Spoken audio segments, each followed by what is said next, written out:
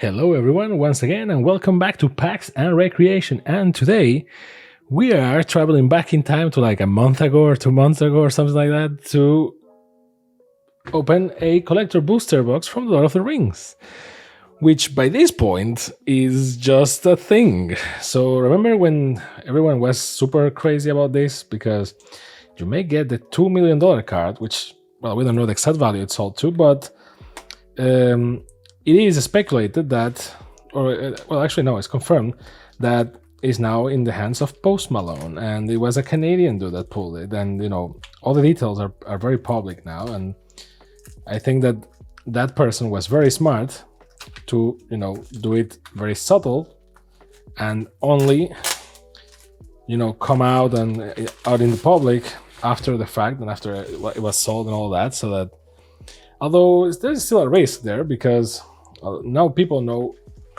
around him know that he is the dude that sold a card for X million dollars, at least one, right? So now these boxes are kind of cheaper now, not a lot cheaper than they did drop because of the after the ring was found, but there are still some serialized rings, the others, right? The 700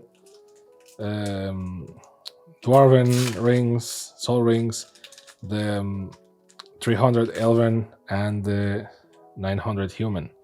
Ooh, Red Horn Pass. Not bad. It's Mouth of Roman, basically. Snowland. Add a colorless, and you can pay 4. And something. An Iceland? Sacrifice Red Horn. It deals 4 damage to target creature. Okay.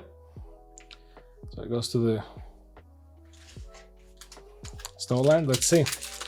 Now it did drop. They actually kind of super drop. Man, compared to jeez. They some of them had kind of a super drop the moment it was announced that the card was found, the one ring. But you know how it is, a lot of people just bought them and they are not going to give up on the fact that they spent hundreds of dollars in a lottery, basically. So as long as they keep those boxes and they are still, the value is higher because we haven't found all the rings, and those rings technically a lot of people want them, right? So that's what we're going for, right? So it's not the best choice to buy one of these at this point, unless you really like Lord of the Rings. There is going to be a special edition for Christmas. There is going to be a collector booster the same way, but different art in the box. So not Frodo over the ring. It's going to be for holiday. It's going to be like holiday collector booster, and this is nice looking. This is from the Commander decks, and it's going to be. I'm so sick of this guy. And it's going to be technically cheaper, although Mines of Moria, nice. Although, well, you won't get the serialized cards, which at this point I guess is okay. Like if everyone already kind of killed each other for these things when the One Ring was announced. So Jesus Christ, they did. Yeesh. So now like no one cares, but the value is still there, and a lot of people just won't sell them or open them. So people that just really want to have Lord of the Rings cards are just looking at it like, oh, I want a collector booster, and Wizards is like, wait, you want to spend money? We got you, Paul. So they're even releasing like Jumpstart Volume 2. Like, who wants that thing? Elven Chorus, nice. But apparently, Shello, Child of Ungoliant. Apparently, some people want, so they released it. The Jumpstart Volume 2, which I see no point to that. Like, who wants that? Gollum Patient Plotter. Pippin's Bravery. Baradur. And the full token, that's also a treasure.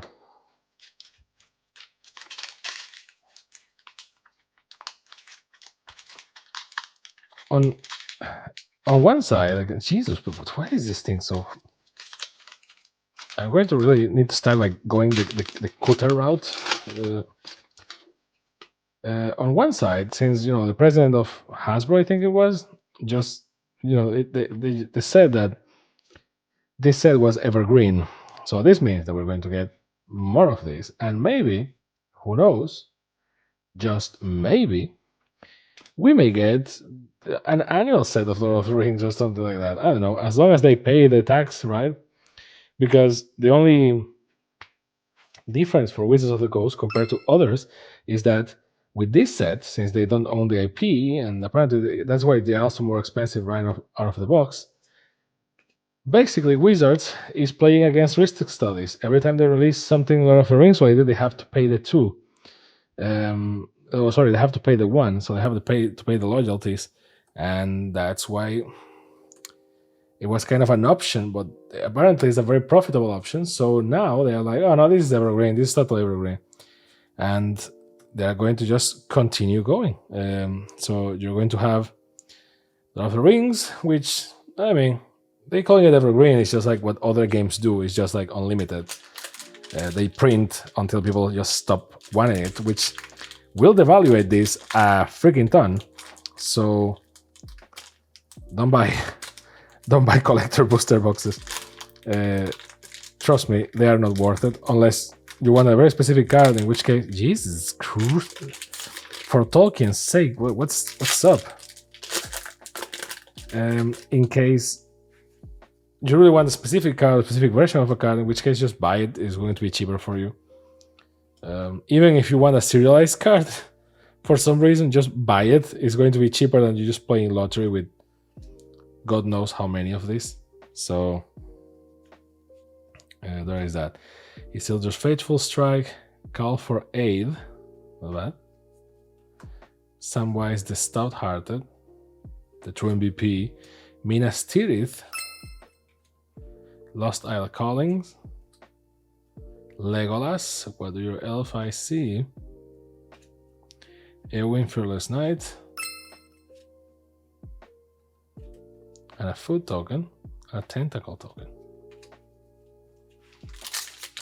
Now we're going to also get like a Final Fantasy set, an Assassin's Creed set, a Fallout set, so Magic the Gathering just became Versus System, which I don't have a particular feeling against, to be honest. I think it's okay. I mean, Magic the Gathering is a very solid system. If people just want the IP, and let's be honest, people want the IP, people will just pay more because it's like, oh, it's Fallout, so I just need that Fallout thing. The minute they can do like a Legend of Zelda set or something, they're going to be like bathed in gold. Same logic as with the Lord of the Rings, which is not only a good set to play with, because it is a fairly good design set. It's not like Wizards' best set ever, but it's like, very good. It also had, the Red Horn Pass. It also had, the One Ring gimmick, which was very, very good for sales and all of that stuff. And overall, it's all well. People like it. People like Lord of the Rings. I mean, I think it's that mathematically, from a business perspective, it is a home run, right? So I don't think that Final Fantasy is going to do that well. Maybe they will gain some terrain in Japan or something, and maybe that's the thing. I like Final Fantasy, don't get me wrong, but I don't really think is as hot as Lord of the Rings. Same with Fallout and Assassin's Creed. Although for Fallout and Assassin's Creed, I can see it being more of a Warhammer 40k kind of thing, like a deck only, and that's it. Like not being like a full set like Lord of the Rings. Final Fantasy, I can see it being a full set like Lord of the Rings. The thing that is funny to me though is that Sauron the Dark Lord, is that Final Fantasy has their own card game, but apparently they were like, nah, let's just go with Magic. F it. Mary Square of Rohan. food and spirit. By the end of this video, you will see the monetary value, and I can tell you, it's not worth it unless we pull like a bunch of like rings or something. Because again, lottery. But as I said, it's kind of good. Like I dislike jumpstart a lot. These jumps are like the set specific jump starts, but the draft boxes, I like them a lot. And the cards themselves, in terms of flavor and stuff, most of them are quite there. Yes, there are some problems with the art, and because they did some visual choices that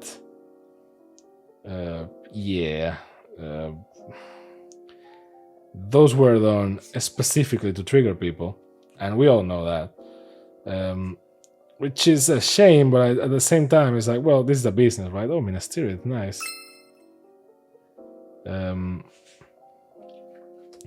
I think it just bothers me, quotation marks, because otherwise it will be like a perfect round home run. Even like the one ring thing, I don't mind that much. It's like, yes, it's a lottery, but like give people something to collect, right? Like if people want that, do that, but at the same time, the set boosters and the draft boosters were a little bit more expensive because of the Ristic Studies thing that they have with the IP, but they were very, accessible and not like Commander Masters or stuff like that. So you could just play the Lord of the Rings. If you want special cards, just pay the plus, and if you want to play lottery with the rest of the world, I guess pay the plus, right? Like, I mean, that's the world we live in. There's no MSRP or like PvP, right? So people, although there is, but wizards. So you just pay whatever the store demanded. If you really want to play lottery, you just want the good treatments or something. Again, we better just buy the singles. But I think it was an overall home run. I just think that there are some like artistic choices that I'm like, oh man, like not even what you are thinking. Like I'm just thinking about some inconsistencies between the same character in different styles, which I get it, is to give it more flavor. But at the same time, it's like, really? Do we need to have like 3 different Frodos? Like, can they just look like the same person because it's like the same story, whatever? And that to me just like it's like a dirty dot into a otherwise like very good set. Even if you don't like the Lord of the Rings, which I mean, okay, you can still, like, if you are a hardcore Magic fan and you don't like Lord of the Rings for some reason, but you buy this or you play with this, it's not that far away from, normal Magic. So it's not like playing Warhammer 40k that you're like just like, why is everything a robot, right? Although between the artifacts and Orcish Bowmasters, time to break legacy. Between the artifacts and New Capenna and Kamigawa and all that, it's like, is it that really out of place for Magic to have Fallout or even, some robots or even the Transformers? Like, I don't think so. Like, from the moment we accepted some of those planes, which are original, we're just being, racist to a degree. It's like, oh, okay, if Wizards invents it, then it's okay. But if it's if it comes from an already existing IP, then sorry, I don't agree. Can you please take it back? It's like, okay, I guess. Sailing to the west. Lord of Rivendell, Frodo Sauron's Bane. And these cards I kind of like, but at the same time I kind of don't like them because they are kind of too generic. Like, you can tell they are from the Lord of the Rings, but at the same time the picture inside of the circles is always super meh. Which I should assume is intention, but still. Second to last, by the way, this might be the fastest ever opening of a collector booster box that we did in this channel. And it's not one of the cheapest, that much I can tell you, but there's not much to say. I mean, you already saw me opening a bunch of these. and you already are very used to this by this point. So this is more of a curiosity: is it still worth it to buy? So many Magic the Gathering players ask the question: is it still worth it to buy a Lord of the Rings collector booster box, provided that you want the old ones, the ones that still have the serialized cards? And it's like, nope. Long story short, nope. I mean, if you really want special treatments and you don't want to buy the singles for some cosmic reason, just wait till December. Oh, an Asgul. And you can just Ring of Bara here. Nice. And you can just like get these for a likely cheaper price. But unless the stores all go like, hey, let's try to fool people and keep the price the same as the other or something. Um, Gandalf the Grey. But otherwise, it's not worth it. If you want to play, just buy a draft box or something. If you want a specific card, just buy the single. It's just, yeah. Unless you're a very big fan of Lord of the Rings, in which case, I guess. But heads up, the most that you can get is the the 700, 300, 900 rings. So yeah, whatever. Uh, Again, if you want to play lottery, I guess yes, buy these ones. But overall, not that much of a point. Gandalf the Grey, Lobelia Sackville Baggins, very important character that is not, well, it's kind of in the movies, but it's just like there in the background. Gandalf, Friend of the Shire, Legolas Master Archer. Legolas Master Archer, you're gonna love this. You're gonna love it when this happens. Wizard Rockets and Gandalf Westward Voyager. We got three Gandalfs in the same booster. That's crazy. And a human soldier. So there is that. As you can see,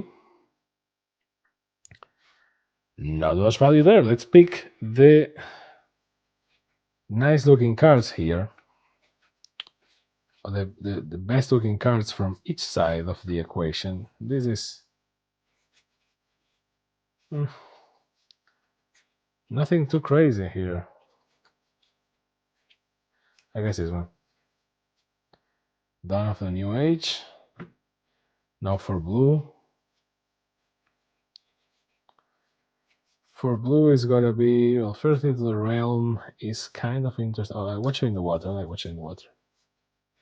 Lost Isle Calling is nice as well, but Watcher in the Water just looks nice in the water. For black, a Nazgul Orcish Bowmasters is kind of okay, but it's not very nice looking, I guess. Um, well, not much here, to be honest. I think it's going to be. Well, let's go with Lovelia Sackville Baggins. She's a very important character and kind of a hero. Has a character arc, of course, but it's kind of a hero at the end of the books, at least. Um,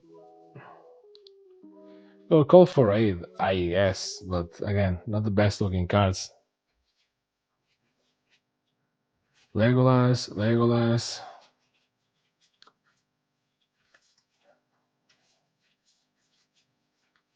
Every time I say Legolas out loud, I just remember in the movies Aragorn just screaming, Legolas, kill that dude! But he says that in Elvish. I don't know exactly. Like, he just basically saying, take him down, but I don't remember what he says in Elvish, like the specific words. But it always got my attention.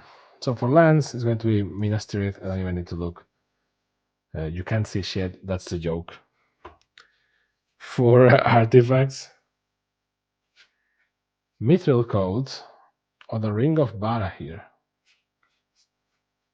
The Ring of Bara here. Now for multicolor, which is where the big bucks are. Wake the Dragon is very nice looking. Sauron the Dark Lord is there as well.